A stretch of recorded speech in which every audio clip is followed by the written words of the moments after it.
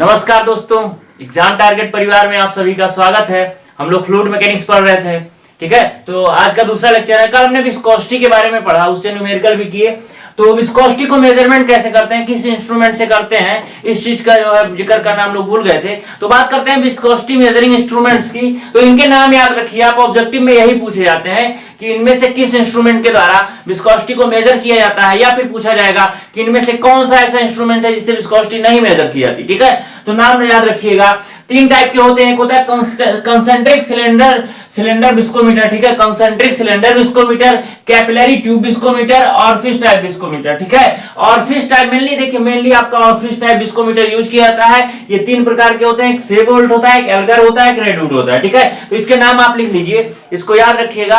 अगर ऑब्जेक्टिव में पूछा जाता है तो आपको समझ में आना चाहिए, ठीक है। कंसेंट्रिक सिलेंड्रिकल जो है viscometer, capillary tube viscometer, orifice type viscometer. Orifice type viscometer तीन प्रकार के होते हैं, सेवोल्ट, एल्गर और रेडवुड, ठीक। स्क्रीनशॉट ले लीजिए इसका। अब हम बात करते हैं आपका टाइप्स ऑफ फ्लूइड की। टाइप्स ऑफ फ्लूइड की बात करेंगे, इसका स्क्रीनशॉट ले लीजिए, फिर बात करते हैं टाइप्स ऑफ फ्लूइड की, ठीक। शुरू करें, चलिए।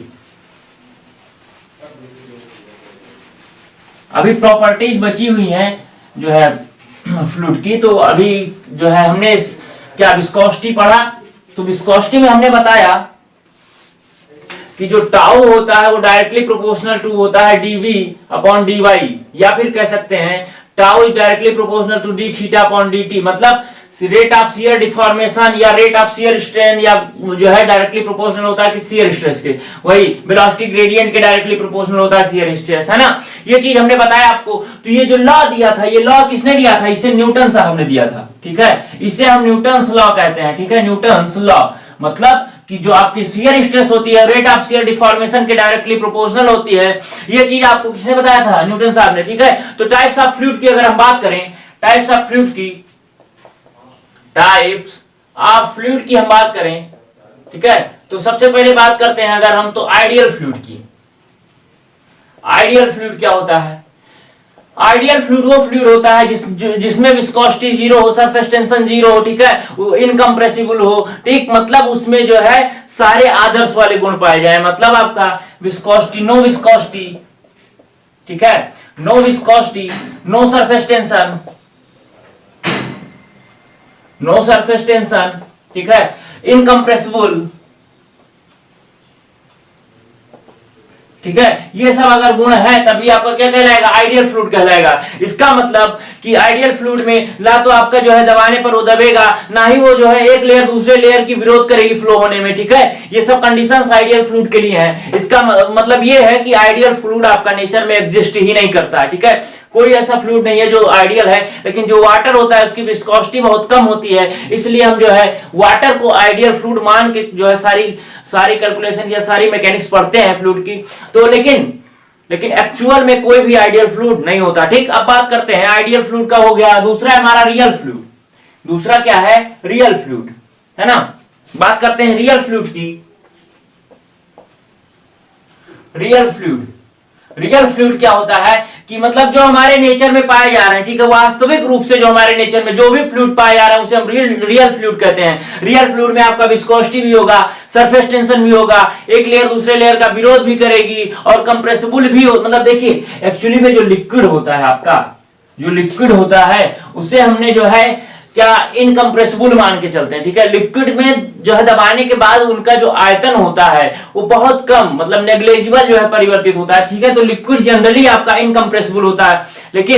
लेकिन जब आप वाटर हैमर पढ़ेंगे तो उसमें क्या होता है कि उसमें कंप्रेसिबिलिटी को लिया जाता है, ठीक है। क्योंकि वाटर हैमर क्या होता है कि जब पानी जो है एक दूसरे लेयर पर जो है क्या संघट्ट बल डालती है, मतलब टकराते हैं, तो उसमें क्या होता है कि उस समय जो है इंस्टेंटेनियस जो है कंप्रेसिबिलिटी आ जाती है, दब जाते हैं, इसलिए जो है पाइप के फटने का भी जो है चांसेस हो जाता है। तो वहां पे हम कंप्रेसिबिलिटी को ध्यान देंगे। लेकिन लिक्विड को जनरली जो है इनकम्प्रेसिबल माना गया है, और जो है गैसेज होती है वो आपकी कंप्रेसिबल मानी जाती है, ठीक है। ये चीज हो गया, ठीक। तो रियल फ्लूइड क्या होते हैं? जिसमें हर चीज एग्जिस्ट करता है, मतलब आपका पानी हो गया, क्रूड ऑयल हो गया, हर चीज जो तरल आपका प्रकृति में है रियल अवस्था में, उससे हम क्या कहते हैं?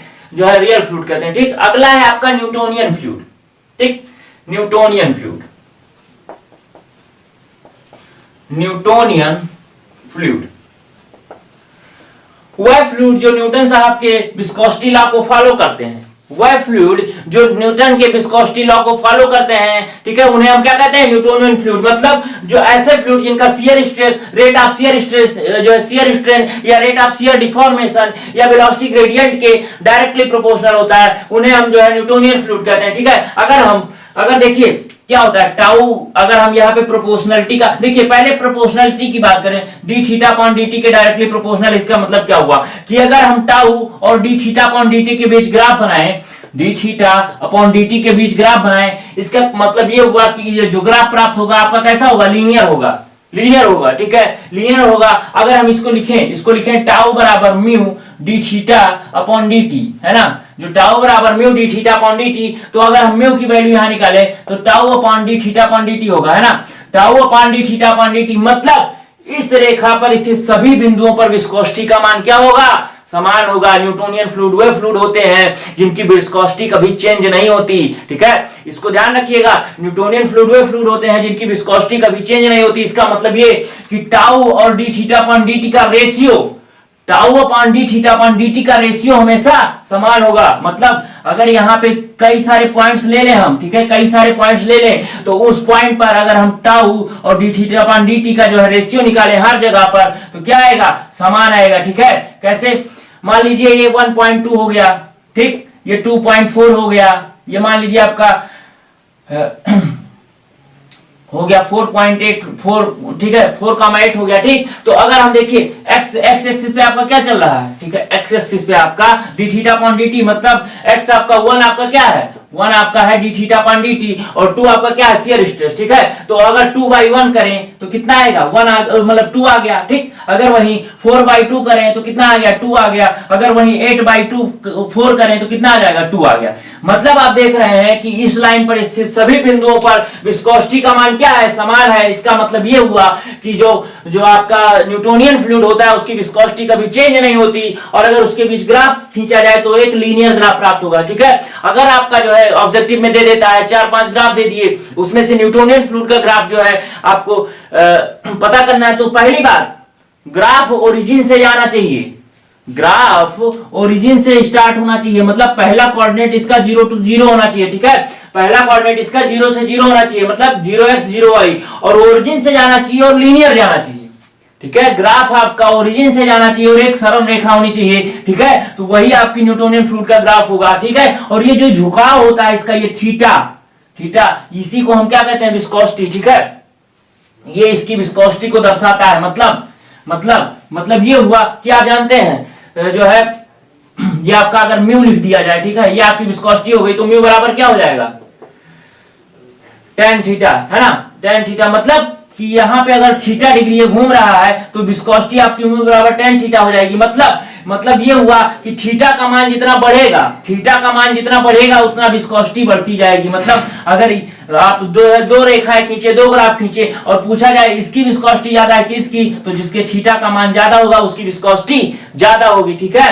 तो यानी अगर हम इस रेखा को 1 बोल दें, इसको 2 बोल दें, इधर 3 बोल दें, ठीक है, इधर 4 बोल दें, तो अगर कहें विस्कोसिटी का बढ़ता हुआ क्रम लिखे तो सबसे कम विस्कोसिटी 1 की होगी, फिर उससे ज्यादा 2 की होगी, फिर इससे ज्यादा 3 की होगी, फिर उससे ज्यादा 4 की होगी। समझ में आया? ये सब न्यूटोनियन फ्लूइड की बात है कि अगर विस्कोसिटी का थीटा का मान जितना ज्यादा बढ़ेगा, मतलब वाई एक्सिस की तरफ आपका शियर स्ट्रेस की तरफ जितना ज्यादा जाएगा उतना ज्यादा आपका, देखिए कैसे पता चला, देखिए अगर हम शियर स्ट्रेस की तरफ आए तो देखिए आपका डी थीटा अपॉन dt कम बढ़ रहा है, लेकिन टाउ का मान ज्यादा बढ़ जा रहा है, देख रहे हैं ना। अगर यहां बात करें तो यहाँ डी थीटा अपॉन dt भी उतना बढ़ रहा है जितना टाउ बढ़ रहा है ना। तो मतलब अगर नीचे वाले की वैल्यू घट रही है तो म्यू की वैल्यू बढ़ेगी। तो देखिए यहाँ ना, नीचे वाली की वैल्यू यहाँ घट गई ना, तो इसका मतलब म्यू का मान टोटली बढ़ जाएगा। समझ में आया ना चीज, कैसे आ रहा है, कैसे हम कह रहे हैं कि ये 4 वाली की विस्कोसिटी ज्यादा है, इसकी कम है, क्योंकि आप देखेंगे जितना वाई एक्सिस के पास आप जाएंगे, जितना वाई एक्सिस के पास जाएंगे उतना आप देखेंगे कि डी थीटा अपॉन dt का मान घटता जा रहा है और म्यू का मान, टाउ का मान बढ़ता जा रहा है। अगर टाउ का मान बढ़ेगा तो म्यू का मान भी बढ़ेगा। तो न्यूटोनियन फ्लूइड समझ में आया। अब एग्जांपल की बात हो गया तो आपका पानी हो गया न्यूटोनियन फ्लूइड, ठीक, ये चीज हो गया। अब हम बात करेंगे नॉन न्यूटोनियन फ्लूइड की, ठीक। अगला है हमारा नॉन न्यूटोनियन फ्लूइड। ये समझ में आया कि नहीं आया? ठीक है। एक टर्म होता है फ्लूइडिटी। फ्लूइडिटी जो होता है, फ्लूइडिटी का मतलब तरलता, तरलता का मतलब कितनी आसानी से कोई लिक्विड फ्लो कर सकता है, ठीक है। फ्लूइडिटी का मतलब होता है कितनी आसानी से कोई लिक्विड फ्लो कर सकता है। अगर देखें विस्कोसिटी, विस्कोसिटी ये करता है कि आपके जो है फ्लो का विरोध करता है, मतलब सरलता को खत्म करता है। लेकिन फ्लूइडिटी क्या होता है, सरलता को बढ़ाता है। मतलब ये दोनों एक दूसरे के क्या करते हैं, इनवर्सली प्रोपोर्शनल होते हैं। मतलब जो आपका फ्लूइडिटी होता है, जो आपकी फ्लूइडिटी होती है वो बराबर होती है किसके, 1 विस्कोसिटी के, ठीक है, 1 विस्कोसिटी। इसका मतलब कि अगर हम ग्राफ में इधर से मतलब एक्स एक्सिस से वाई एक्सिस की तरफ जितना बढ़ेंगे उतना उसकी फ्लूइडिटी क्या हो जाएगी, कम होती जाएगी, क्योंकि विस्कोसिटी का मान बढ़ता जाएगा। और जितना हम नीचे की तरफ जाएंगे, अगर इधर कोई ग्राफ आ गया तो सबसे अधिक फ्लूइडिटी इसकी होगी और सबसे कम जो है विस्कोसिटी इसकी होगी, है ना। ये चीज ध्यान रखिएगा। अब बात करते हैं आगे, आगे की बात करते हैं, ठीक है। अगला है हमारा नॉन न्यूटोनियन फ्लूइड। समझ में आया, न्यूटोनियन फ्लूइड समझ में आया आपको, ठीक है। चलते हैं नॉन न्यूटोनियन फ्लूइड की तरफ।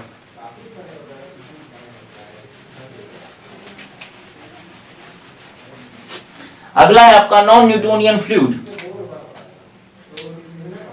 Non Newtonian fluid.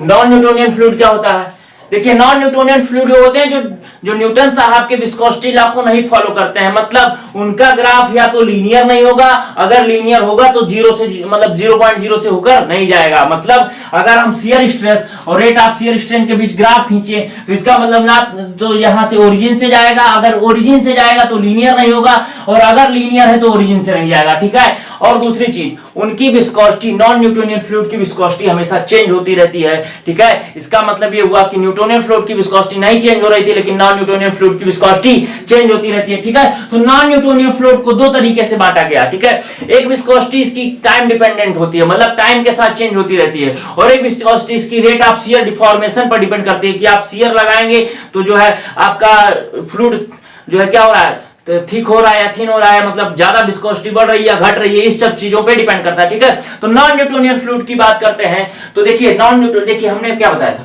Newtonian fluid के लिए, अगर हम बताया था टाउ बराबर म्यू du अपॉन dy या टाउ बराबर mu d theta upon dt। हमने ये कहा था ना, दोनों चीज एक ही है ना।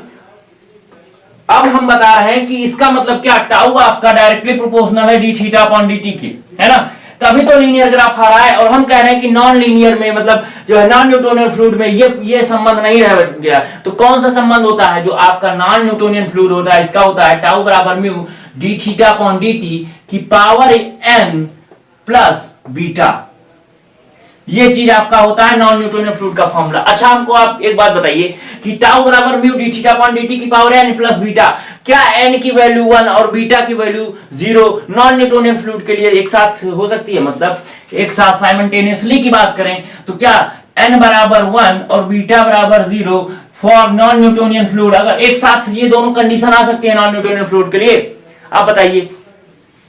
नहीं आ सकती, क्योंकि अगर n की वैल्यू 1 हो गई, बीटा की वैल्यू 0 हो गई, इसका मतलब टाउ बराबर mu d theta upon dt plus 0 हो गया। इसका मतलब ये तो आपका न्यूटोनियन फ्लूइड का फॉर्मूला आ गया ना, न्यूटोनियन फ्लूइड की कंडीशन आ गई। इसका मतलब अगर n बराबर 1 होगा तो बीटा का मान 0 से कम या 0 से ज्यादा हो जाएगा, और अगर बीटा का मान 0 हुआ तो n का मान 1 से कम या 1 से ज्यादा हो जाएगा। मतलब ये दोनों कंडीशन एक साथ नहीं आ सकती हैं, किसके लिए, नॉन न्यूटोनियन फ्लूइड के लिए। ये चीज आप ध्यान रखिएगा, है ना। अब बात करते हैं नॉन न्यूटोनियन फ्लूइड के टाइप्स की बात करते हैं। तो नॉन न्यूटोनियन फ्लूइड आपका दो होता है, एक टाइम डिपेंडेंट होता है, एक टाइम इंडिपेंडेंट होता है, ठीक है। एक की विस्कोसिटी क्या होती है कि टाइम पर डिपेंड करती है, टाइम बढ़ने के साथ या तो बढ़ेगी या तो घटेगी। लेकिन एक होता है जो टाइम से उसका मतलब नहीं होता, उसका रेट ऑफ शियर डिफॉर्मेशन से मतलब होता है, ठीक है। तो बात करते हैं एक टाइम डिपेंडेंट और दूसरा होता है टाइम इंडिपेंडेंट।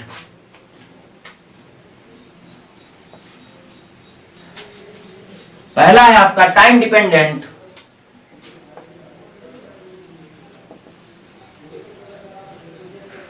और दूसरा आपका टाइम इंडिपेंडेंट, ठीक है। ये टाइम पर डिपेंड नहीं होगा, ये टाइम पर डिपेंड होगा। टाइम डिपेंडेंट को दो भागों में बांटा गया, एक होता है आपका थिक्सोट्रॉपिक, एक होता है रिहोपेक्टिक, ठीक है। तो बात करते हैं, पहला है आपका थिक्सोट्रॉपिक,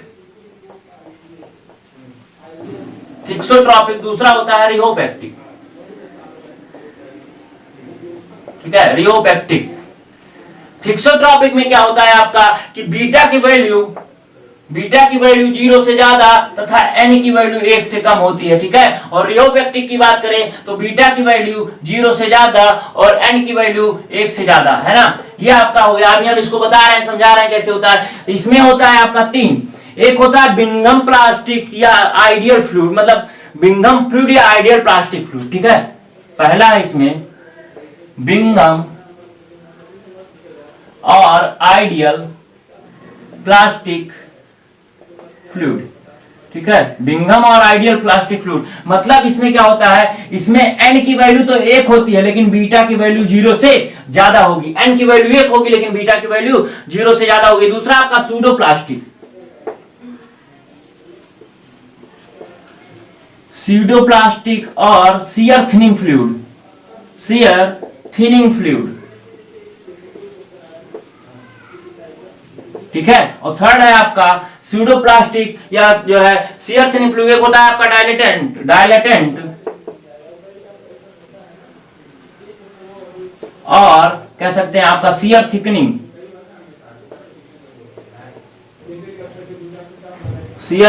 फ्लूइड, ठीक, समझ में आया। देखिए एक होता है आपका थिक्सोट्रॉपिक, ठीक है। इसमें देखा जाए तो बीटा की वैल्यू बीटा की वैल्यू 0 के बराबर होगी और एन की वैल्यू 1 से कम होगी, ठीक है। बीटा की वैल्यू किसके बराबर होगी, 0 के, और एन की वैल्यू 1 से कम होगी। और इसमें भी बीटा की वैल्यू तो 0 के बराबर होगी लेकिन एन की वैल्यू 1 से ज्यादा होगी, है ना। हम आपका यहाँ पे जो फॉर्मूला बताया बीटा के रूप में उसको लिखते हैं पहले। टाउ बराबर mu D theta upon D T की पावर एन प्लस बीटा, हमने यही फॉर्मूला बताया ना। अब बात करते हैं एक एक की। देखिए थिक्सोट्रॉपिक में क्या होता है, थिक्सोट्रॉपिक में आपका क्या होता है कि हमने बताया कि बीटा की वैल्यू 0 से ज्यादा और एन की वैल्यू 1 से कम।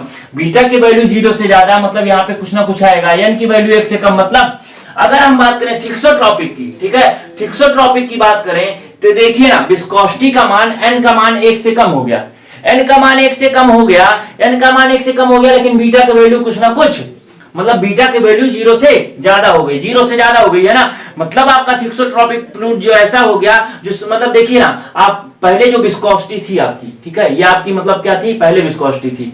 लेकिन जब अपेरेंट विस्कोसिटी की बात करेंगे यहाँ पे तो क्या हो जाएगा, देखिए ये वैल्यू आपकी जो है क्या है, एंड इधर आएगा, ये तो टाउ में से बीटा माइनस हो जाएगा, वो तो ठीक है, लेकिन इसकी वैल्यू 1 से कम हो जा रही है, ये नीचे आएगा तो ऊपर जो है विस्कोसिटी का मान टोटल बढ़ा देगा। समझ में आ रहा है कि नहीं। कहने का मतलब यह है कि ये आएगा इधर तो टाउ में से जो है बीटा माइनस हो जाएगा, लेकिन यहाँ पे एन की वैल्यू क्या है, 1 से कम है। थिक्सोट्रॉपिक के लिए एन की वैल्यू 1 से कम है, मतलब ये वैल्यू कम आएगी, और कम जब नीचे आता है तो इसको ओवरऑल वैल्यू को बढ़ा देता है, मतलब म्यू आपका बढ़ जाएगा। मतलब ये हुआ कि थिक्सोट्रॉपिक वह फ्लूइड होते हैं जिनका जो मतलब इसी समय इसको लिख लीजिए आप, थिक्सोट्रॉपिक हेडिंग डाल के, थिक्सोट्रॉपिक हेडिंग डालिए और इसको लिखिए, हम बता रहे हैं आपको, ठीक है। थिक्सोट्रॉपिक वह फ्लूइड होते हैं, हेडिंग पड़ गई ना। अब लिखिए, पहले इसका स्क्रीनशॉट ले लीजिए पूरा, तो फिर हम बताते हैं आपको। थिक्सोट्रॉपिक वह फ्लूइड होते हैं जो समय के साथ गाढ़े होते जाते हैं, जिनकी विस्कोसिटी बढ़ती जाती है। समय के साथ वह फ्लूइड जिनका समय के साथ विस्कोसिटी बढ़ती रहती है उन्हें हम क्या कहते हैं, थिक्सोट्रॉपिक फ्लूइड कहते हैं, ठीक है। और थिक्सोट्रॉपिक फ्लूइड में क्या होता है कि बीटा की वैल्यू 0 से ज्यादा होगी, मतलब आपका क्या हुआ कि बीटा की वैल्यू जब 0 से ज्यादा होगी और एन की वैल्यू 1 से कम होगी तो अपेरेंट विस्कोसिटी जो आपकी आएगी वो क्या हो जाएगी, कम हो जाएगी, मतलब बढ़ जाएगी, क्योंकि ये वैल्यू आपका कम हो जा रहा है तो ये नीचे आएगा तो पूरा विस्कोसिटी की वैल्यू को बढ़ा देगा, और बढ़ा देगा इसका मतलब क्या हुआ कि ये जो है समय बढ़ते के साथ या क्या हो जाते हैं, ये गाढ़े हो जाते हैं, इनकी विस्कोसिटी बढ़ जाती है, ठीक है। अगर हम इनका ग्राफ बात करें, ठीक है, टाइम के साथ अगर हम विस्कोसिटी, देखिए हम ये टाइम डिपेंडेंट की बात कर रहे हैं ना, तो अगर विस्कोसिटी और टाइम की बात जो करें तो क्या होता है, ये गाढ़े होते जाते हैं, मतलब विस्कोसिटी का मान क्या होता है, बढ़ता जाता है, ठीक है। और बीटा का मान 0 से ज्यादा है, मतलब पहली बात तो इनको जो है शियर कराने के लिए इनको थोड़ा सा पहले से इनिशियल शियर स्ट्रेस की आवश्यकता होगी, ठीक है। मतलब इनकी अब ये कह लीजिए यहाँ पे वाई एक्सिस पे कोई अंतःखंड कट रहा है, इसका मतलब ये हुआ कि यहाँ पे पहले से कुछ ना कुछ विस्कोसिटी होगी, पहले से कुछ ना कुछ विस्कोसिटी रही होगी फ्लूइड की, आइडियल फ्लूइड तो रहा नहीं होगा, तो पहले से मान लीजिए यहाँ तक बीटा जो आपकी बीटा 0 से ज्यादा जो वैल्यू आ गई उतना विस्कोसिटी पहले से थी, लेकिन समय बढ़ने के साथ विस्कोसिटी का मान क्या हुआ, बढ़ता चला गया, है ना। समय बढ़ने के साथ विस्कोसिटी का मान बढ़ता चला गया। तो ये आपसे अगर जो है ग्राफ पूछता है तो आप ग्राफ यही बनाएंगे, किसके लिए, थिक्सोट्रॉपिक के लिए। तो हमने थिक्सोट्रॉपिक के बारे में क्या बताया, थिक्सोट्रॉपिक में बीटा की वैल्यू 0 से ज्यादा होती है, एन की वैल्यू 1 से कम होती है, और समय बढ़ने के साथ ये फ्लूइड क्या होते हैं, गाढ़े होते जाते हैं, विस्कोसिटी बढ़ती जाती है। और अगर हम इनका ग्राफ बताएं तो ऐसे होगा। अगर यही हम बात करें, अगर हम बात करें शियर स्ट्रेस और डी थीटा अपॉन dt में, तो ग्राफ इसका ऐसे होगा, ठीक, नीचे की तरफ झुक जाएगा, ठीक। तो ये दोनों ग्राफ आप बना लीजिए थिक्सोट्रॉपिक के लिए, और इनका एग्जांपल आप लिख लीजिए। इसका एग्जांपल आपका क्या हो जाएगा, थिक्सोट्रॉपिक का एग्जांपल आप लिख लीजिए। थिक्सोट्रॉपिक का टोमेटो केचप, मतलब आपका जो होता है ना टोमेटो सॉस जिसको आप बोलते हैं, वो चीज इसका एग्जांपल होता है, ठीक है। क्रूड ऑयल जितने होते हैं आपके, क्रूड ऑयल कच्चे तेल, ठीक है ना, क्रूड ऑयल, ठीक। ये दो एग्जांपल आप लिख लीजिए, इन्हीं दोनों में से कोई ना कोई पूछता है आपका। समझ में आया, ये आप नोट कर लीजिए थिक्सोट्रॉपिक के लिए।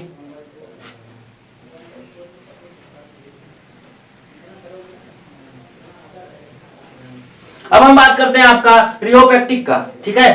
थिक्सोट्रॉपिक आपका क्या हो रहा है कि समय के साथ क्या हो रहा है, ये गाढ़ा होता जा रहा है। मतलब आपका ये हुआ कि जब हम आप कोई भी लिक्विड ऐसा लेते हैं और उसको समय के साथ देखते जाते हैं कि उसकी विस्कोसिटी बढ़ रही है, गाढ़ा होता जा रहा है, इसका मतलब क्या हुआ कि वो थिक्सोट्रॉपिक फ्लूइड है। और अगर बात करें ऐसे फ्लूइड जो समय के साथ क्या होते जाते हैं, पतले होते जाते हैं, मतलब उनकी विस्कोसिटी कम होती जाती है, इसका मतलब वो क्या हुआ, वो आपका रियोपेक्टिक फ्लूइड कहलाता है। देखिए ना, इसमें बीटा की वैल्यू तो 0 से ज्यादा है, लेकिन एन की वैल्यू भी 1 से ज्यादा है, और एन की वैल्यू अगर 1 से ज्यादा है, इसका मतलब इसकी टोटल वैल्यू ज्यादा आ जाएगी, और टोटल वैल्यू ज्यादा आएगी तो जब टाउ के नीचे आएगा तो म्यू की वैल्यू कम हो जाएगी। इसका मतलब समय बढ़ने के साथ साथ आपके जो है रियोपेक्टिक की विस्कोसिटी का क्या काम, मतलब काम होता है, कम होता जाता है, ठीक है। मतलब अगर हम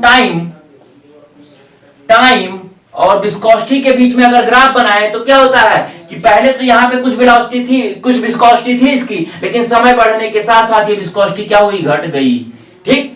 समझ में आया ना, विस्कोसिटी घटती चली गई। ये चीज होता है आपका रियोपेक्टिक फ्लूइड। रियोपेक्टिक फ्लूइड में आप ग्राफ बना लीजिए। अगर हम यही ग्राफ अगर आपका हम बनाएं टाउ और किसमें डी थीटा अपॉन dt के बीच में अगर ये ग्राफ बनाएं तो कैसा होता है, इसका जस्ट उल्टा।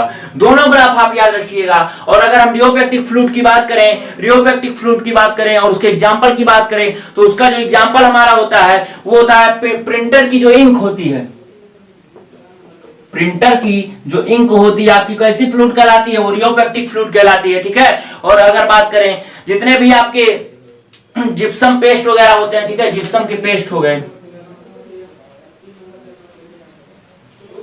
ठीक है, तो ये आपके कैसे कहलाते हैं, ठीक। ये आपका हो गया एग्जांपल रियोपेक्टिक और थिक्सोट्रॉपिक का। तो ये दोनों आपको समझ में आया, टाइम डिपेंडेंट फ्लूइड। अब बात करते हैं टाइम इंडिपेंडेंट का। पहला है आपका बिंघम प्लास्टिक या बिंघम या आइडियल प्लास्टिक। ये आप नोट कर लिए हो तो इसको मिटा दें, ठीक, देख लीजिए, स्क्रीनशॉट ले लीजिए, फिर इसको मिटा दें। अब हम बात करेंगे आपका time dependent fluid. Time independent मतलब समय आपका बढ़े चाहे घटे, इनसे मतलब नहीं होता। जब तक आप इस पर जो है रेट ऑफ शियर स्ट्रेन नहीं अप्लाई करेंगे, इनके विस्कोसिटी पर चेंज नहीं होगा। लेकिन जैसे आप इस पे जो है रेट ऑफ शियर स्ट्रेन या आपका वेलोसिटी ग्रेडियंट या जो भी आप अप्लाई करेंगे, तब क्या होगा, इनकी विस्कोसिटी या तो बढ़ जाएगी या तो घट जाएगी, ठीक है। तो बात करते हैं सबसे पहले हम बिंघम प्लास्टिक की, बिंघम या आइडियल प्लास्टिक फ्लूइड की, ठीक है। तो बिंघम या आइडियल प्लास्टिक फ्लूइड की अगर हम वो यहाँ पे लिखें, देखिए टाउ बराबर mu D theta upon dt की पावर n प्लस बीटा। हमने क्या बताया कि जो बिंघम प्लास्टिक होते हैं उनका n का मान 1 होता है, मतलब ये आपका 1 हो गया, ठीक है। ये 1 हो गया, मतलब ये आपकी घात हट गई, ठीक है, ये 1 हो गया। और बीटा की वैल्यू जो है 0 से ज्यादा होती है, ठीक है। तो अगर हम टाउ, ठीक है, ये टाउ है आपका और ये डी थीटा अपॉन dt है, ठीक है। टाउ और डी थीटा अपॉन dt के बीच ग्राफ खींचे तो देखिए, जब हम मान लीजिए 0 पे अगर रखें, ठीक है, अगर हम यहाँ पे टाउ की वैल्यू 0 रखें, ठीक है, और डी थीटा अपॉन dt की वैल्यू 0 रखें, तब भी आपका बीटा, मतलब हम कहने का मतलब ये है कि अगर हम टाउ की बात करें, ठीक है, टाउ की वैल्यू अगर हमको निकालना है और डी थीटा अपॉन dt मतलब x एक्सिस पे 0 चला है, मतलब डी थीटा अपॉन dt को हम अगर 0 रखें तो बराबर 0 प्लस बीटा हो जाएगा, है ना। इस कंडीशन में मतलब कि अगर आपका डी थीटा अपॉन dt मतलब आप रेट ऑफ शियर स्ट्रेन नहीं लगा रहे हैं, उस समय इसकी उसमें जो है क्या है, उस समय इसमें बीटा शियर स्ट्रेस चाहिए। इसके लिए कहने का मतलब ये हुआ कि ये आपका y एक्सिस पे कटा हुआ अंतखंड हो गया, मतलब टाउ पर आपको जो है बीटा आ जाएगा, ठीक है, बीटा आ गया आपका, ठीक। अब इसके बाद आप क्या करिए, आप जो है बढ़ाते जाइए, क्या D theta upon D T का मान बढ़ाते जाइए तो टाउ का मान भी क्या बढ़ता जाएगा। तो इसका मतलब जो आपका जो है बिंघम प्लास्टिक फ्लूइड होता है वो इसके बाद आपका लीनियर ग्राफ प्राप्त होता है, लीनियर ग्राफ प्राप्त होता है, ठीक है, ऐसा ग्राफ जाता है आपका, ठीक है। तो बिंघम या आइडियल प्लास्टिक फ्लूइड में कि और जो है न्यूटोनियन फ्लूइड में यही अंतर होता है कि न्यूटोनियन फ्लूइड आपका जो ग्राफ जाता है वो सेंटर से जाता है, लेकिन जो बिंघम प्लास्टिक फ्लूइड होता है वो कुछ ना कुछ जो है मतलब कुछ ना कुछ आप कह सकते हैं कि जो है y अक्ष पर कुछ ना कुछ पहले चल जाता है फिर सीधा जाता है, ठीक है। मतलब आप जो पढ़े नहीं है कि y बराबर mx प्लस सी, तो c आपका क्या होता है, y एक्सिस पे कटा हुआ अंतखंड होता है। मतलब ये हुआ कि पहले अगर इस फ्लूइड को आपको फ्लो कराना है, ठीक है, फ्लो कराना है, मतलब अगर आपका ये फ्लूइड है उस फ्लूइड को फ्लो कराना है तो पहले आपको कुछ ना कुछ शियर स्ट्रेस की आवश्यकता होगी। कहने का मतलब ये हुआ कि पहले ये फ्लूइड आपका जो बिंघम या आइडियल प्लास्टिक फ्लूइड होता है ये आपका जो है सॉलिड स्टेट में या सेमी सॉलिड स्टेट में आप कह सकते हैं ये फ्लो नहीं करता है। जब आप एक सर्टेन वैल्यू का शियर स्ट्रेस लगाएंगे, जब आप सर्टेन वैल्यू का शियर स्ट्रेस लगाएंगे उसके बाद क्या होगा, ये फ्लो करना शुरू करेगा, ठीक है। तो आइडियल प्लास्टिक फ्लूइड वह प्लास्टिक फ्लूइड होते हैं जिसमें जो है बीटा का मान तो जो है 0 से ज्यादा होता है, लेकिन n का वैल्यू क्या होता है, 1 होता है, ठीक है। और ये क्या होता है, इनका जो शियर स्ट्रेस और D theta upon D T के बीच जो ग्राफ प्राप्त होता है वो लीनियर होता है, लेकिन जो है y एक्सिस पे कुछ अंतखंड लेता है, ठीक। तो अगर हम बात करें तो इसको फ्लो कराने के लिए आपको क्या करना पड़ता है, पहले थोड़ा सा शियर स्ट्रेस अप्लाई करना पड़ता है। जब उस शियर स्ट्रेस आप बीटा शियर स्ट्रेस के बराबर पहुंच जाएंगे तब ये लिक्विड क्या होता है, तब ये लिक्विड फॉर्म में बिहेव करता है और फ्लो होने लगता है, ठीक है। तो ऐसा कौन सा होता है, आपको टूथपेस्ट होगा आपके पास ना, टूथपेस्ट आपके पास होगा ना, आप देखे होंगे उसमें जब तक टूथपेस्ट आपका जो है भरा रहता है तब तक आपका फ्लो नहीं होता है, लेकिन जैसे आप उसको दबाते हैं मतलब शियर स्ट्रेस अप्लाई कर रहे हैं, शियर स्ट्रेस मतलब उसको शियर स्ट्रेस ही तो अप्लाई करते हैं, शियर स्ट्रेस अप्लाई कर रहे हैं उसके बाद वो फ्लो होता है।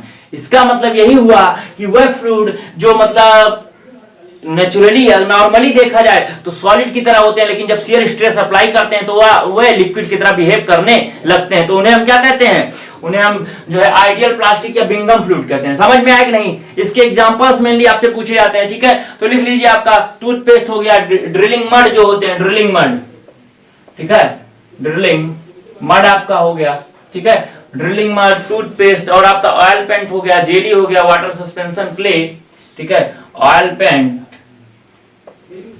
जेली, ठीक है, और बस इतना लिख लीजिए। मेनली आपका टूथपेस्ट ही पूछा जाता है, टूथपेस्ट आपका पूछा जाता है किस प्रकार का लिक्विड है, तो आप क्या बताएंगे, आपका आइडियल प्लास्टिक या बिंघम फ्लूइड है, ठीक है। अब बात करते हैं आगे, समझ में आया कि नहीं आया चीज, आया। अब बात करते हैं आगे, आपका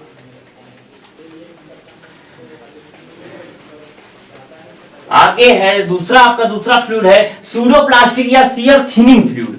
सूडो प्लास्टिक या शियर थिनिंग फ्लूइड मतलब नाम से ही आपको पता चल रहा है कि शियर स्ट्रेस या रेट ऑफ शियर स्ट्रेन लगाने के बाद ये फ्लूइड क्या हो जाते हैं, पतले हो जाते हैं, मतलब इनकी विस्कोसिटी जो है घट जाती है। लेकिन इस फ्लूइड में क्या था, shear stress, certain shear stress लगाने के बाद ये फ्लो होना शुरू करते हैं, लेकिन इनकी विस्कोसिटी जो है कांस्टेंट रहती है। देखिए ना, यहाँ पे आपका क्या था, एक लीनियर लाइन मिल रही थी, मतलब शियर स्ट्रेस और रेट ऑफ शियर स्ट्रेन का जो क्या है रेशियो वो समान है। भले पहले आपको कुछ शियर स्ट्रेस अप्लाई करना पड़ रहा है इसको फ्लो कराने के लिए, बिंघम प्लास्टिक जो है बिंघम फ्लूइड को, लेकिन सूडो प्लास्टिक में ऐसा नहीं होता।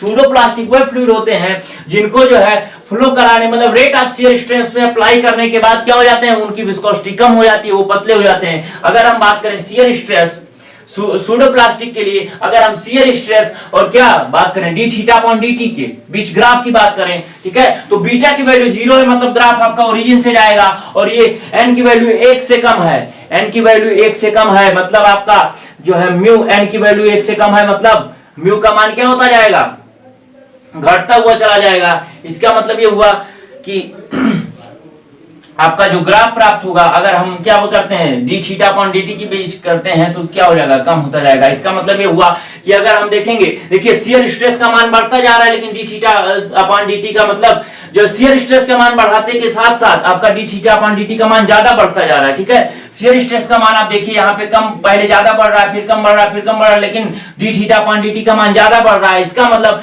डी थीटा अपॉन dt का मान ज्यादा बढ़ेगा तो टाउ के नीचे आएगा तो विस्कोसिटी का मान क्या हो जाएगा, कम हो जाएगा, है ना। तो ये चीज आपका हो जाता है किसके लिए, सूडो प्लास्टिक फ्लूइड के लिए या शियर थिनिंग फ्लूइड के लिए, है ना। समझ में आया कि नहीं आया ये चीज। ग्राफ इसका स्क्रीनशॉट ले लीजिए।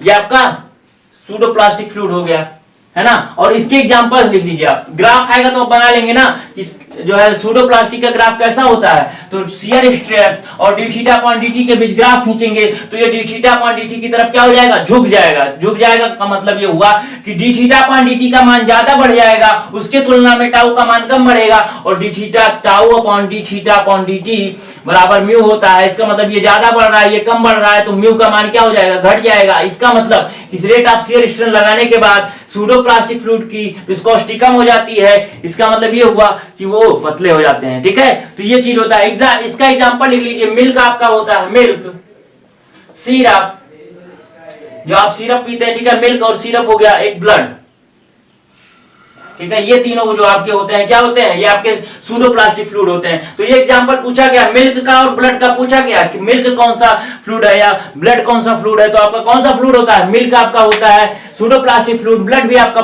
सूडो प्लास्टिक फ्लूइड होता है। जो दवाई आप सिरप पीते हैं ना, वो भी आपका क्या कहलाता है, सूडो प्लास्टिक फ्लूइड। अब बात करते हैं, अगला है आपका डायलेटेंट या शियर थिकनिंग फ्लूइड। इसका स्क्रीनशॉट ले लिया ना। अब बात करते हैं डायलेटेंट या shear thickening fluid. Shear thickening fluid का मतलब ये हुआ कि ये भी फ्लूइड जो है क्या होते हैं, रेट ऑफ शियर स्ट्रेन का मान बढ़ाने से ये गाढ़े होते जाते हैं, इनका जो है विस्कोसिटी का मान बढ़ता जाता है। मतलब अगर रेट जो है टाउ और रेट ऑफ शियर स्ट्रेन की बात जो है ग्राफ खींचे तो इसका मतलब क्या होगा कि रेट ऑफ शियर स्ट्रेन आप कम बढ़ाएंगे, इसका मतलब शियर स्ट्रेस का मान ज्यादा बढ़ जाएगा। और शियर स्ट्रेस का मान ज्यादा बढ़ेगा तो देखिए ना, tau upon D theta upon dt का मान म्यू के बराबर होता है। क्योंकि इसके लिए बीटा 0 है तो बीटा की कोई बात नहीं है। तो शियर स्ट्रेस का मान ज्यादा बढ़ रहा है, ये कम बढ़ रहा है, इसका मतलब म्यू का मान बढ़ जाएगा। इसका मतलब ये हुआ कि शियर आपके लगाने से आपका जो डायलेटेंट फ्लूइड होता है इसकी विस्कोसिटी बढ़ती जाती है। समझ में आया चीज, समझ में आया कि नहीं आया। अब इसका भी एग्जांपल आप लोग लिख लीजिए डायलेटेंट फ्लूइड का। डायलेटेंट फ्लूइड का देखिए, जो इसमें अगर हम बात करें फाइन पार्टिकल सस्पेंशन का और कोर्स पार्टिकल सस्पेंशन का, ठीक है। कोर्स पार्टिकल मतलब अगर कोई ऐसा लिक्विड है जिसमें आप कोर्स पार्टिकल जो है सस्पेंडेड अवस्था में है और कोई ऐसा लिक्विड है जिसमें फाइन पार्टिकल जो है सस्पेंडेड अवस्था में है। तो अगर आपका कोर्स पार्टिकल मतलब अल्ट्रा फाइन पार्टिकल, फाइन और अल्ट्रा फाइन, ठीक है। फाइन का मतलब, कोर्स का मतलब हो गया कि फाइन, और जो है आपका फाइन का मतलब हो गया अल्ट्रा फाइन, ज्यादा फाइन, मतलब दोनों होगा। आप ला के इसमें गिट्टी तो डाल नहीं देंगे लिक्विड में, है ना। गिट्टी तो आपका सस्पेंशन में रहती नहीं है, सस्पेंशन में आपके फाइन पार्टिकल्स ही रहते हैं। कुछ फाइन होते हैं, कुछ अल्ट्रा फाइन होते हैं, ठीक है। तो जो अल्ट्रा फाइन सॉल्यूशन होता है आपका, अल्ट्रा फाइन सॉल्यूशन होता है वो आपका डायलेटेंट कहलाता है, ठीक है। जो अल्ट्रा फाइन पार्टिकल का जो आपका सॉल्यूशन होता है वो क्या कहलाता है, डायलेटेंट कहलाता है, ठीक है। डायलेटेंट कहलाता है, ठीक, डायलेटेंट फ्लूइड कहलाता है। अगर वहीं बात करें फाइन पार्टिकल सस्पेंशन का, फाइन पार्टिकल सस्पेंशन का, जो फाइन पार्टिकल का सस्पेंशन होता है आपका सूडो प्लास्टिक फ्लूइड कहलाता है, ठीक। ये चीज हो गया, इसको आप स्क्रीनशॉट ले लीजिए। तो हमारा टाइप्स ऑफ फ्लूइड जो है यहीं पे खत्म होता है। अब हम लोग बात करेंगे अगली प्रॉपर्टी की, फ्लूइड के अगले प्रॉपर्टी की बात करेंगे।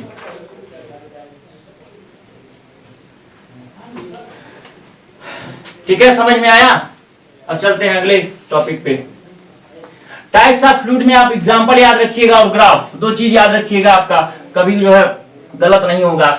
यही दो क्वेश्चन पूछता ही है, ठीक है। और जो है थोड़ा सा एक्स्ट्रा नॉलेज आपको दे दिए हैं, उसको रखिए, जरूर रखिए। लेकिन जो आपका मेन है आपका एग्जाम्पल, और क्या एग्जाम्पल आपका पूछा जाता है और ग्राफ पूछा जाता है, ठीक है। तो इस दोनों को जो है अच्छे से पढ़िएगा। अगला आपकी फ्लूइड की प्रॉपर्टी है compressibility and elasticity. Compressibility and elasticity, देखिए इलास्टिसिटी का गुण क्या होता है। इलास्टिसिटी की गुण अगर हम सॉलिड की बात करें कि अगर कोई सॉलिड है, आपका, है ना, अगर कोई सॉलिड है, इसमें फोर्स हम अप्लाई कर रहे हैं, तो मान लीजिए इसमें जो है इतना स्ट्रेन आया, ठीक है, डेल्टा एल के बराबर स्ट्रेन आया, लेकिन जब हम लोड हटा लिए तो स्ट्रेन आपका समाप्त हो गया और आपका क्या, जो आपका लिक्विड था वो मतलब आपका जो सॉलिड था वो अपने ओरिजिनल शेप को दोबारा गेन कर लिया। तो इस प्रॉपर्टी को हम इलास्टिसिटी कहते हैं। लिक्विड में भी ये प्रॉपर्टी पाई जाती है, लिक्विड में भी ये प्रॉपर्टी पाई जाती है, ठीक है। और कंप्रेसिबिलिटी, ठीक है, कंप्रेसिबिलिटी का मतलब ये होता है कि कंप्रेसिबिलिटी का मतलब अगर कोई लिक्विड है, ठीक है, लिक्विड यहां तक भरा हुआ है और अगर हम इसमें दाब लगा रहे हैं, इसमें हम प्रेशर अप्लाई कर रहे हैं, तो अगर इसके वॉल्यूम में चेंज हो रहा है, मतलब आपका यहाँ पे आ जा रहा है, वॉल्यूम घट के इतना हो जा रहा है, इतना लेयर आपका घट जा रहा है, मतलब ये फ्लो आपका कंप्रेसिबल है, इसके अंदर कंप्रेसिबिलिटी का गुण पाया जा रहा है, ठीक है। इसका मतलब ये हुआ कि अगर हम इसमें जो है फोर्स अप्लाई कर रहे हैं ऊपर से, इसका मतलब इसमें आयतन में चेंज हो रहा है, आयतन में कमी आ रही है। इसका मतलब क्या हुआ कि ये फ्लूइड आपका कंप्रेसिबल है। ज्यादातर फ्लूइड आपके कंप्रेसिबल नहीं होते हैं, ठीक है। लेकिन अगर हम वाटर हैमर की बात करते हैं, वाटर हैमर में क्या होता है कि जब हम अचानक किसी पाइप के वाल्व को जो है बंद कर देते हैं तो पानी उतने स्पीड में आके उससे टकराता है तो पाइप के अंदर टर्बुलेंस उत्पन्न हो जाता है, टर्बुलेंस उत्पन्न हो जाता है तो जो पानी के पार्टिकल्स होते हैं वो एक दूसरे से कोलिजन करने लगते हैं, तो क्या होता है कि उनके बीच में मोमेंटम ट्रांसफर ज्यादा तेजी से होता है, और मोमेंटम ट्रांसफर ज्यादा तेजी से होता है तो वहां पे पाइप फटने की भी चांसेस हो जाते हैं, पानी टकराने लगते हैं एक दूसरे से, आवाज होने लगती है, ठीक है। तो उसी चीज में क्या होता है कि उस समय आपके पार्टिकल्स दब जाते हैं, ठीक है, उस समय आपके पार्टिकल्स दबते हैं, उस समय कंप्रेसिबिलिटी आती है उसमें, इसीलिए हम कंप्रेसिबिलिटी को वाटर हैमर के केस में लेते हैं, ठीक है। इसके बाद हम जब चैप्टर आपका पढ़ाएंगे क्या, वर्टेक्स फ्लो, ये सब चैप्टर पढ़ाएंगे इसमें, तो उसमें हम आपको बताएंगे कंप्रेसिबिलिटी का मतलब वाटर हैमर का पूरा मैकेनिज्म आपको बताएंगे, ठीक है। तो कंप्रेसिबिलिटी आपका अभी यही जानिए कि जो कंप्रेसिबिलिटी होती है आपकी, अगर हम कंप्रेसिबिलिटी को जो है सी से दिखाएं, ठीक है, कंप्रेसिबिलिटी को अगर हम देखा जाए, कंप्रेसिबिलिटी क्या हुआ कि आपके दबने का गुण, फ्लूइड के दबने का गुण मतलब आयतन को चेंज करने का गुण कंप्रेसिबिलिटी कहलाता है, ठीक है। तो ये आपका बल्क मॉडुलस के इनवर्सली प्रोपोर्शनल होता है। इसका मतलब क्या हुआ, देखिए यही चीज आपका ऑब्जेक्टिव में पूछा जाता है, इसी चीज को पूछा जाता है कि जो कंप्रेसिबिलिटी होती है वो किसके इनवर्सली प्रोपोर्शनल होती है, या बल्क मॉडुलस और कंप्रेसिबिलिटी के बीच कैसा रिलेशन होता है। तो बल्क मॉडुलस जो होता है आपका कंप्रेसिबिलिटी का जो है इनवर्सली प्रोपोर्शनल होता है, ठीक है। इनवर्सली प्रोपोर्शनल का मतलब अगर बल्क मॉडुलस की बात करें, बल्क मॉडुलस बराबर होता है डेल बी अपॉन वी, मतलब कि जो है अगर आपका जो है वॉल्यूमेट्रिक स्ट्रेन यूनिट है, अगर आपकी वॉल्यूमेट्रिक स्ट्रेन प्राप्त करने के लिए अगर हमको जितना भी प्रेशर इंक्रीज करना पड़ता है वही हमारा बल्क मॉडुलस कहलाता है, ठीक है। यूनिट जो है, यूनिट वॉल्यूमेट्रिक स्ट्रेन प्राप्त करने के लिए जितना प्रेशर इंक्रीज किया जाता है वही हमारा बल्क मॉडुलस कहलाता है, ठीक है। तो कंप्रेसिबिलिटी क्या होती है, बल्क मॉडुलस के अपोजिट होती है, ठीक। समझ में आया। अगर हम बात करें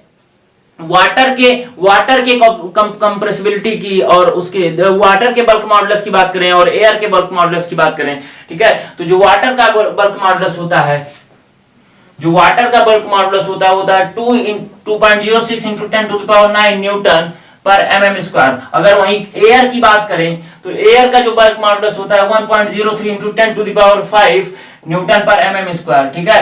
और ये दोनों का अगर हम रेशियो निकालें, ठीक है, अगर रेशियो निकालें तो लगभग 20,000 आता है, 20,000 आता है। मतलब कहने का ये हुआ कि 20,000 का मतलब ये हुआ कि जो आपका एयर होता है वो वाटर से 20,000 गुना ज्यादा कंप्रेसिबल होता है, ठीक है। अगर हम बात करें वाटर की और एयर की, तो जो एयर होता है वो वाटर से 20,000 गुना ज्यादा कंप्रेसिबल होता है। ये ऑब्जेक्टिव में कभी कभी पूछा गया है, ठीक है। तो ये चीज आप नोट कर लीजिए, यही कंप्रेसिबिलिटी में आपसे यही पूछता है। इलास्टिसिटी की परिभाषा हमने आपको बता दी है ना। अब बात करते हैं बल्क मॉडुलस की, ठीक है। बल्क मॉडुलस की यहां पे बात आई तो बल्क मॉडुलस की बात करते हैं।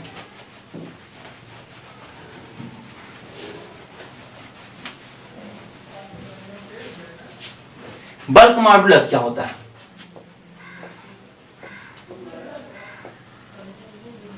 बल्क मॉडुलस आपका क्या होता है, बल्क मॉडुलस आपका जो होता है K बराबर डेल बी अपॉन बी, ठीक है। मतलब कि जो यूनिट आपका यूनिट वॉल्यूमेट्रिक स्ट्रेन प्राप्त करने के लिए जितना आपका प्रेशर को इंक्रीज करना पड़ता है वही आपका क्या कहलाता है, बल्क मॉडुलस कहलाता है। ठीक है, बल्क मॉडुलस। देखिए इससे या तो आपको प्रेशर इंक्रीमेंट दे दिया जाता है, वॉल्यूमेट्रिक स्ट्रेन पूछा जाता है, ये देखिए। ठीक है, इसी जो है रिलेशन पे आपसे न्यूमेरिकल आता है ऑब्जेक्टिव में। आप एसएससी का प्रीवियस ईयर पेपर उठा के देख लीजिए, यही आया है। ठीक है, और अब बात करते हैं, एक क्वेश्चन आपसे पूछा था आइसोथर्मल कंडीशन में जो बल्क मॉडुलस होता है वो गैसेस के लिए किसके बराबर होता है। ठीक है, तो आइसोथर्मल कंडीशन हमने आपको जो है प्रीवियस ईयर क्वेश्चन पेपर हम आपको शाम को जो है कितने बजे 6 बजे कराते हैं ना, तो उसमें देखिए हमने एक क्वेश्चन कराया तो हमने बताया आइसोथर्मल कंडीशन के लिए जो बल्क मॉडुलस होता है आपका वो किसके बराबर होता है, प्रेशर के बराबर होता है। ठीक है, प्रेशर के बराबर। ठीक है, ये तो आइसोथर्मल कंडीशन की बात हो गई। अगर हम बात करें कि एडियाबैटिक बल्क मॉडुलस, ठीक है, एडियाबैटिक बल्क मॉडुलस आपका जो होता है, ठीक है, ये तो आइसोथर्मल की बात हो गई। एडियाबैटिक बल्क जो मॉडुलस होता है आपका वो होता है K इंटू पी के बराबर। ठीक है, K इंटू यहाँ पे जो K होता है आपका क्या कहलाता है, रेशियो ऑफ स्पेसिफिक हीट कहलाता है। ठीक है, रेशियो ऑफ स्पेसिफिक हीट होता है, ये क्या होता है, रेशियो ऑफ स्पेसिफिक हीट, है ना।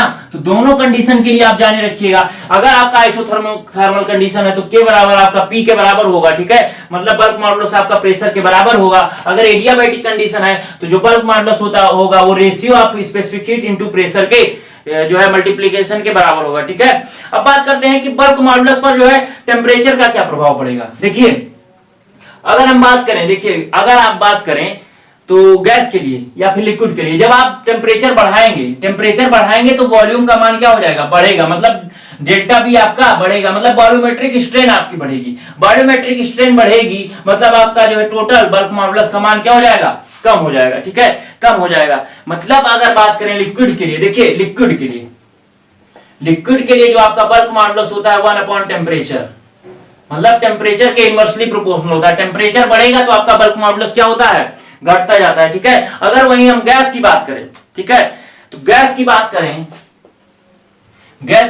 तो डायरेक्टली प्रोपोर्शनल तो किसके होता है, टेम्परेचर के। ठीक है, टेम्परेचर बढ़ा के हम जो है गैस को ज्यादा कम जो है मतलब जो है दबा सकते हैं। ठीक है, तो वही चीज हुआ। अगर देखिए ये क्वेश्चन डायरेक्ट पूछता है आपको कि अगर हम बात करें जो है बल्क मॉडुलस की लिक्विड के लिए तो टेम्परेचर पर क्या इफेक्ट पड़ता है, तो टेम्परेचर बढ़ाने से लिक्विड का जो बल्क मॉडुलस होता है वो घटता है। अगर लेकिन अगर गैस की बात करें तो उसका टेम्परेचर बढ़ाने से बल्क मॉडुलस क्या होता है, बढ़ता है। ठीक है, अब बात करते हैं कि प्रेशर का इफेक्ट देखा जाए। ठीक है, प्रेशर का इफेक्ट देखा जाए तो जो आपका गैस होता है उसके बल्क मॉडुलस पर प्रेशर का कोई इफेक्ट नहीं पड़ता, लेकिन लिक्विड के बल्क मॉडुलस पर प्रेशर का डायरेक्टली इफेक्ट पड़ता है।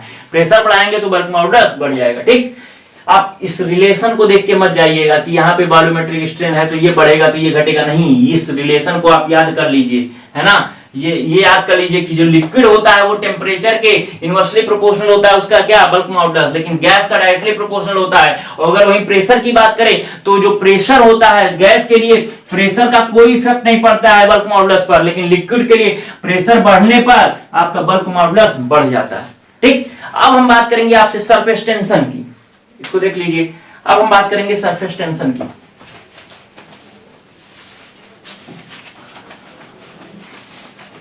समझ में आ रहा है, अच्छा लग रहा है कि नहीं फ्लूइड। देखिए अभी हम आपको उतना ही पढ़ा रहे हैं जो आपका ऑब्जेक्टिव का काम चल जाए, और एक आध दो न्यूमेरिकल आपको समझा देते हैं जिससे कि आपका कॉन्सेप्ट भी थोड़ा सा क्लियर रहे। ठीक, क्योंकि आपका एग्जाम जल्दी है तो इसलिए आपको जो है थोड़ा सा ऑब्जेक्टिव बेसिस ज्यादा चलना होगा, है ना, ज्यादा जल्दी कवर करना होगा। ठीक है, वैसे भी इसमें काफी लेट लग रहा है लेकिन कोशिश कर रहे हैं हम जल्दी पढ़ाने की। सरफेस टेंशन की बात करते हैं, ये सब फ्लूइड की प्रॉपर्टीज हैं। सरफेस टेंशन क्या होता है, देखिए आपका कोई फ्लूइड है, मान लीजिए आपका ये फ्लूइड है, ये फ्लो हो रहा है। ठीक है, ये फ्लूइड हम टॉप व्यू देख रहे हैं फ्लूइड का। ठीक है, ये फ्लो हो रहा है। ठीक है, एक कोई आप बीच में कोई सेक्शन लीजिए, एक सेक्शन हमने ले लिया, इस सेक्शन पे हमने एक पार्टिकल ले लिया ये। ठीक है, हमने क्या किया कि फ्लूइड फ्लो हो रहा था, इस पे एक पार्टिकल ले लिया इस सेक्शन पे, इसके चारों तरफ फ्लूइड होंगे, इसके चारों तरफ फ्लूइड पार्टिकल्स होंगे, इधर भी फ्लूइड पार्टिकल्स होंगे, है ना। और फ्लूइड पार्टिकल के बीच में कौन सा फोर्स कार्य करता है? कोहेसिव फोर्स कार्य करता है। मतलब एक फ्लूइड पार्टिकल दूसरे फ्लूइड पार्टिकल को अपनी तरफ खींचता है। मतलब अगर हम इस पार्टिकल पर जो है विचार करें तो इसको चारों तरफ के फ्लूइड जो है इधर खींच रहे होंगे, इधर भी खींच रहे होंगे, है ना। आप देखिए इसको कि यहाँ पे एक फ्लूइड पार्टिकल है, उसको इधर भी खींचा जा रहा है, इधर भी खींचा जा रहा है। मतलब ये जो है टेंशन में आ गया कि नहीं आ गया? ये तनी हुई अवस्था में आ गया कि नहीं आ गया? मतलब अगर आपको कोई चीज है इधर से खींचेंगे इधर खींचेंगे तो आपका क्या हो जाएगा? टेंशन में आ जाएगा ना। तो वही हाल इस लिक्विड इस पार्टिकल के साथ है कि अगर देखें तो इधर के कण अपनी तरफ खींच रहे हैं, इधर के कण अपनी तरफ खींच रहे हैं, तो ये टेंशन में आ गया। यही हाल पूरे लिक्विड सरफेस पर जो है, सरफेस पर क्या होता है? हर लिक्विड का होता है, हर लिक्विड का यही हाल होता है। तो क्या होता है? पूरा जो सरफेस होता है लिक्विड का वो तनी अवस्था में होता है, टेंशन में होता है। तो इसी गुण को हम क्या कहते हैं? Surface tension. सरफेस टेंशन क्या कहलाता है कि मतलब आप देखेंगे तो नॉर्मली जो आपका होता है सरफेस जो आपके लिक्विड की होती है वो टेंशन महसूस करती है, टेंशन फील करती है। किस लिए? कोहेजन के कारण के लिए, ठीक है। इन पार्टिकल्स के बीच में जो कोहेजन होता है तो कण को एक दूसरे की तरफ खींचते हैं तो क्या होता है? खींचते हैं तो आपका क्या होता है? टेंशन में आ जाता है, ठीक है। और एक जो है तो ये चीज आपका सरफेस टेंशन हो गया, ठीक है। सरफेस टेंशन क्या होता है कि टेंसाइल लोड, मतलब ये कह सकते हैं आप, ठीक है, सिग्मा जो आपका सरफेस टेंशन होता है F/L, ठीक है। पर यूनिट लेंथ पर जितना टेंसाइल फोर्स कार्य करता है उसी को हम सरफेस टेंशन कहते हैं, ठीक है। पर यूनिट लेंथ पर आपका जो जितना जो है फोर्स कार्य करता है, टेंसाइल फोर्स, उसी को क्या कहते हैं? Surface tension. एक्चुअली में फोर्स नहीं होता है, एक एनर्जी होती है, सरफेस एनर्जी होती है, जो क्या किसके कारण आती है? कोहेजन के कारण आती है, ठीक है, एक दूसरे को खींचने के कारण आती है, ठीक है। ये चीज हो गया। अब बात करते हैं कि इसी के गुण के कारण जो है कण अपने जो है एरिया को मिनिमाइज करता है। आपने पढ़ा होगा, ठीक है, एक्शन रिएक्शन का क्या होता है? क्रिया प्रतिक्रिया का नियम, न्यूटन के थर्ड लॉ। आपका कोई पार्टिकल है, इधर से खींच रहे हैं, इधर से खींच रहे हैं, ठीक है। तो इधर से खींचा जा रहा है तो इस पार्टिकल के अंदर खुद के लिए क्या होगा? रिएक्शन फोर्स आएगा कि नहीं आएगा? रिएक्शन आएगा। मतलब ये इधर जितना खींचेंगे उतना ये सरफेस अपने सरफेस को क्या करेगा? मिनिमाइज करेगा। मिनिमाइज करेगा मतलब और छोटा होना चाहेगा, अंदर जो है कंप्रेसिव स्ट्रेस लगाएगा उसके रिएक्शन के लिए। तो वही यही प्रॉपर्टी होती है एक्चुअली में उसकी क्या कह सकते हैं? रिएक्शन प्रॉपर्टी होती है। सरफेस टेंशन जो फोर्स लग रहा है उसके कारण जो इसमें रिएक्शन जनरेट हो रहा है उसके कारण ये क्या करते हैं कि अपने एरिया को क्या करते हैं? मिनिमाइज करने की कोशिश करते हैं। तो फ्लूइड प्रॉपर्टी जो में ये भी प्रॉपर्टी है कि इसी सरफेस टेंशन के कारण फ्लूइड अपने सरफेस एरिया को मिनिमाइज करने का कोशिश करता है। इसी कारण आप देखेंगे कि जो बूंद होती है, वर्षा की बूंदें आपकी गोल हो जाती हैं। क्यों? क्योंकि जब देखेंगे आप सरफेस एरिया तो सबसे कम इसी का होता है, ठीक है। तो क्या हो जाएगा? सरफेस एरिया जब कम होता रहेगा तो और उसको मिनिमाइज करेगा तो बूंदे गोल हो जाती हैं, ठीक है। तो वर्षा की बूंदे क्यों गोल होती हैं? सरफेस टेंशन के कारण। समझ में आया ये चीज कि नहीं आया? कि क्या होता है, क्यों एरिया मिनिमाइज करती हैं? क्योंकि इसमें जो है जब आप टेंशन में चारों तरफ से कण खींच रहे हैं तो उसका जो है क्या प्रतिक्रिया होगी, तो कंप्रेशन आएगा तो ये जो है मिनिमाइज होता जाएगा, ठीक है। अब बात करते हैं कि हमने बताया कि surface tension per unit length पर फोर्स होता है, ठीक है, पर यूनिट लेंथ पर फोर्स। अगर हम इसकी बात करें, क्या इसकी बात करें? यूनिट की अगर हम बात करें तो फोर्स का यूनिट होता है न्यूटन और लेंथ का मीटर, न्यूटन पर मीटर होता है ना। तो सिग्मा की यूनिट हो गई न्यूटन पर मीटर। अगर हम न्यूटन को लिखें, ठीक है, न्यूटन को अगर देखा जाए न्यूटन पर मीटर, तो न्यूटन को क्या लिखा जाता है? जूल प्रति मीटर प्लस मीटर हो जाएगा। तो सिग्मा बराबर क्या हो जाएगा? जूल प्रति मीटर स्क्वायर। जूल आपका किसमा क्या है? जूल आपका एनर्जी होता है, और ये एनर्जी अगर सरफेस टेंशन की बात की जाए तो सरफेस एनर्जी कहलाएगी। और अपॉन मीटर स्क्वायर का मतलब क्या हो गया? Surface area. मतलब सिग्मा का जो एक आपने पढ़ा है फोर्स पर यूनिट लेंथ, और एक फॉर्मूला ये भी होता है सरफेस एरिया, मतलब surface energy per unit area. मतलब आपका अगर ये फ्लूइड पार्टिकल का सरफेस है, मतलब आपका फ्लूइड फ्लो हो रहा है उसका सरफेस है, तो इसके पर यूनिट एरिया पर जो सरफेस एनर्जी होगी वही आपका क्या कहलाती है? वही आपके सरफेस टेंशन कहलाती है, ठीक है। अब हम बात करते हैं सरफेस टेंशन मतलब कई केसेस में। तो ये चीज आपको समझ में आया कि सरफेस एनर्जी कहां से आई? देखिए, अगर हम न्यूटन को जूल पर मीटर लिख दें, जूल पर मीटर होता है ना न्यूटन का मान, ठीक है। एक्चुअली में जूल बराबर होता है न्यूटन मीटर, ठीक है, न्यूटन मीटर होता है ना, तो अगर हम जूल को न्यूटन को लिखा जाए तो क्या हो जाएगा, जूल प्रति मीटर, जूल प्रति मीटर हो जाएगा, तो वही हमने लिखा जूल प्रति मीटर अपॉन मीटर, तो जूल पर मीटर स्क्वायर हो गया, और जूल का मतलब हो गया एनर्जी, और एनर्जी अगर हम सरफेस टेंशन की बात करें तो सरफेस एनर्जी होगा, और सरफेस एनर्जी अपॉन एरिया हो जाएगा, और एरिया कौन सा होगा, सरफेस एरिया होगा। ठीक है, तो ये आपका क्या हो जाता है, सिग्मा मतलब सरफेस टेंशन। सरफेस टेंशन आपका किसके किसके बराबर होता है, फोर्स पर यूनिट लेंथ, और ये आपका देखिए सरफेस टेंशन आपका लीनियर कंजर्वेटिव फोर्स होता है। ऑब्जेक्टिव में पूछा जाता है सरफेस टेंशन कैसा होता है, तो ये आपका लीनियर कंजर्वेटिव फोर्स होता है। ठीक है, लीनियर कंजर्वेटिव फोर्स। ठीक है, ऑब्जेक्टिव में पूछा जाता है इसलिए हमने इसका जिक्र कर दिया। अब बात करते हैं अगर कोई वर्षा की बूंद है आपकी, ठीक है, बूंद है तो बूंद आपकी ऐसी होगी, बूंद ऐसी होगी, इसका मतलब अंदर पूरा पानी भरा होगा, बाहर की सरफेस एरिया एक ही होगी, इसकी एक ही सरफेस एरिया होगा, इसी पर सरफेस टेंशन कार्य करेगा, है ना, एक ही सरफेस एरिया है आपकी, एक ही सरफेस एरिया, तो अभी हमने सिग्मा बताया surface energy upon surface area, है ना, तो इसके लिए क्या फॉर्मूला हो जाएगा, सरफेस एनर्जी तो कोई मतलब नहीं, वो तो वही होगी जो होना चाहिए, और सरफेस एरिया एक ही है, और जो है बूंद का मतलब गोले का जो है एरिया सरफेस एरिया क्या होता है 4 पाई आर स्क्वायर। ठीक है, तो ये गोले के लिए, बूंद के लिए, ड्रॉपलेट के लिए हो जाएगी, ड्रॉपलेट के लिए। अगर आपका कोई सोप बबल है, ठीक है, सोप बबल,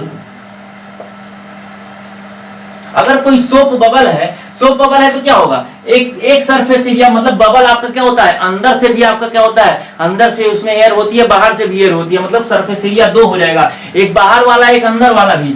ठीक है, और थिन, इतनी लेयर थिन होती है कि रेडियस में कोई डिफरेंस नहीं ले सकते हैं आप, तो सरफेस एरिया कितना हो जाएगा, इसका जो सिग्मा आपका कितना हो जाएगा, surface area upon 2 into 4 pi r square, मतलब सरफेस एरिया दुगना हो जाएगा। इसका मतलब अगर देखा जाए ड्रॉपलेट की, बूंद का सरफेस टेंशन होता है और सोप बबल का सरफेस टेंशन होता है, तो इसका सरफेस टेंशन आधा हो जाता है। ठीक है, अगर हम फिर से बात करें ड्रॉपलेट सोप बबल की, और ऐसा बबल जो पानी लिक्विड कॉलम में डुबोया है, मतलब आपका कोई लिक्विड कॉलम है, ठीक है, यहाँ तक लिक्विड भरा है और बबल को इसमें डुबो दिया गया है, मतलब बाहरी सरफेस तो वाटर के संपर्क में आ गई ना, तो अंदर की सरफेस बची, मतलब एक ही सरफेस एरिया बचा, तो लिक्विड कॉलम में डुबोया हुआ आपका अगर बबल है तो surface energy upon 4 pi r square इसके लिए भी हो जाएगा ना, क्योंकि आपका क्या है, एक ही सरफेस एरिया। ठीक, तो इतना चीजें समझ में आई आपकी। ठीक है, इतना चीज, इस चीज से रिलेटेड एक चीज और आपको बता देते हैं, इसको नोट कर लीजिए। तो इस चीज से रिलेटेड आपको एक चीज और बता देते हैं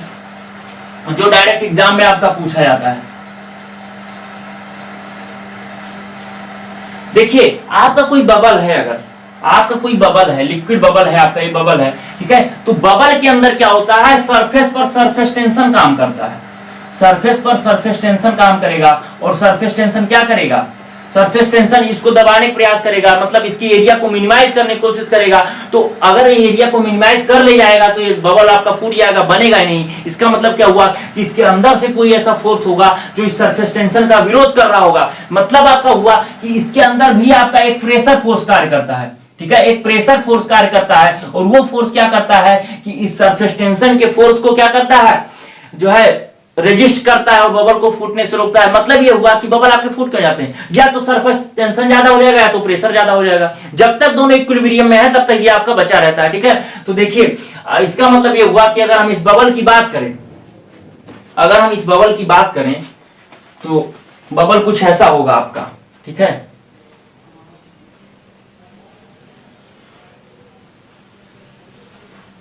ठीक है, ये कुछ बबल होगा आपका, मतलब ये बबल की जो है थिकनेस हो गई, ये अंदर वाला पार्ट हो गया, बाहर वाला पार्ट हो गया। ठीक है, तो सरफेस टेंशन कितने पर, एक तो ये हो गया पार्ट, ठीक है, ठीक है, एक बाहर वाला हो गया। ठीक है, बाहर वाले पर आपका सरफेस टेंशन कार्य करेगा, अंदर वाले पे क्या कार्य करेगा, प्रेशर कार्य करेगा। ठीक है, तो अगर हम बात करें तो इसका प्रेशर कितना हो जाएगा। ठीक है, प्रेशर कितना हो जाएगा, फोर्स इंटू एरिया। ठीक है, फोर्स इंटू एरिया मान लीजिए आपका पी फोर्स कार्य कर रहा है into pi by 4 into D square, है ना, ये एरिया हो जाएगा। ये बराबर जब तक सरफेस टेंशन की नहीं होगा, सरफेस टेंशन का नहीं होगा तो क्या हो जाएगा, तो हमने सरफेस टेंशन को बताया सिग्मा बराबर एफ बाई एल, मतलब एफ बराबर हो जाएगा सिग्मा इंटू एल। एल आपका क्या हो जाएगा, इसकी परिधि, और देखिए दोनों तरफ इन्वायरमेंट है तो सरफेस टेंशन दोनों तरफ कार्य करेगा, तो परिधि आपका क्या हो जाएगा 2 इंटू सिग्मा इंटू एफ, मतलब एफ आपका, ठीक है, सिग्मा तो हो गया, एल आपका क्या हो जाएगा, एल आपका 2 पाई आर होगा ना, तो पाई डी। ठीक है, पाई डी हो जाएगा। ठीक, थिकनेस कम है तो उसको दोनों को बराबर ले लेंगे। तो यहाँ पे क्या हो जाएगा, P आपका हो जाएगा, P आपका हो जाएगा, क्या हो जाएगा 4 उधर जाएगा 8 sigma pi D upon pi D square. ठीक है, तो डी से एक डी कट गया, पाई से पाई कट गया, तो P आपका हो जाएगा 8 sigma upon D. 8 sigma upon D. आपसे पूछा जाता है कि ड्रॉपलेट के लिए जो इंक्रीमेंटल आप प्रेशर है डेल्टा पी आप ज्ञात करिए, तो आपको सिग्मा दिया रहता है, डी दिया रहता है, तो आपको ये फॉर्मूला डेल्टा पी बराबर आपका होता है 8 सिग्मा अपॉन डी।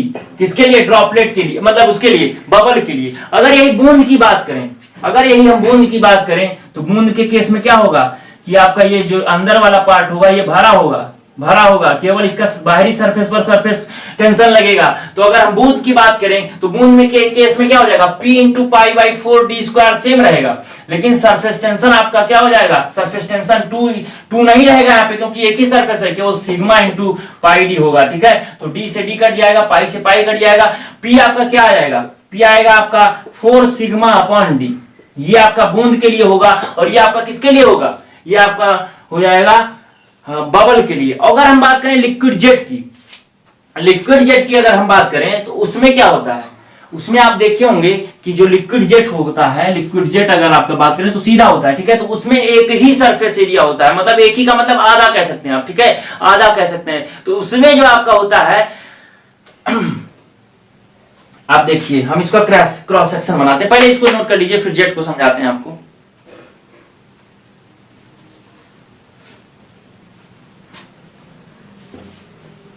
समझ में आया? अब हम इसको नोट कर लीजिए, ड्रॉपलेट के लिए 4 सिग्मा अपॉन डी, बबल के लिए 8 सिग्मा अपॉन डी। ठीक, अब हम बात करते हैं आपका कि अगर आपका जो है जेट है, जेट मान लीजिए ऐसे है, जेट आपका ऐसे तो होगा, इसका एक क्रॉस सेक्शन ले लीजिए, इसका क्रॉस सेक्शन बनाएंगे आप तो कैसा बनेगा, ये बनेगा ना, यही तो जेट होगा। काट के इसको अगर सामने से देखें तो यही जेट होगा। इसका डायमीटर मान लीजिए डी है, ठीक है, और लंबाई एल है। ठीक है, लंबाई एल है।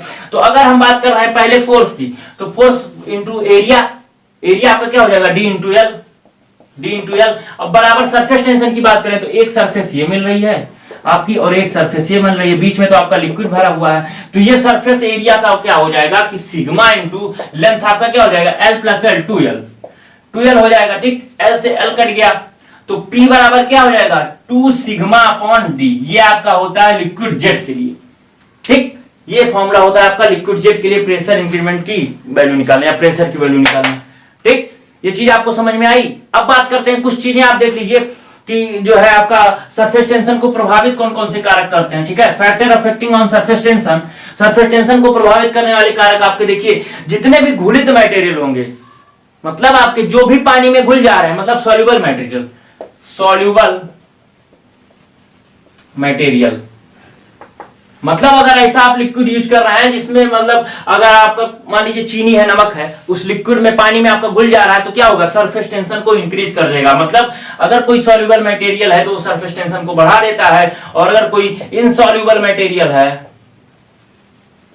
तो आपकी सरफेस टेंशन को क्या कर देता है, घटा देता है। ठीक है, अगर कोई सॉल्युबल मटेरियल है तो सरफेस टेंशन को बढ़ा देता है, इनसॉल्युबल मटेरियल है तो सरफेस टेंशन को घटा देता है। टेम्परेचर अगर आप बढ़ाएंगे तो सरफेस टेंशन का मान क्या हो जाएगा, घट जाएगा। टेम्परेचर आप बढ़ाएंगे तो सरफेस टेंशन का मान क्या हो जाएगा, घट जाएगा। ठीक है, अगर आप बात करें इलेक्ट्रिफिकेशन, ठीक है, अगर आप इलेक्ट्रिसिटी प्रोवाइड करते हैं पानी में, ठीक है, इलेक्ट्रिसिटी आप पानी में प्रोवाइड करते हैं तो क्या हो जाएगा, सरफेस टेंशन की वैल्यू घट जाएगी। ठीक है, समझ में आया।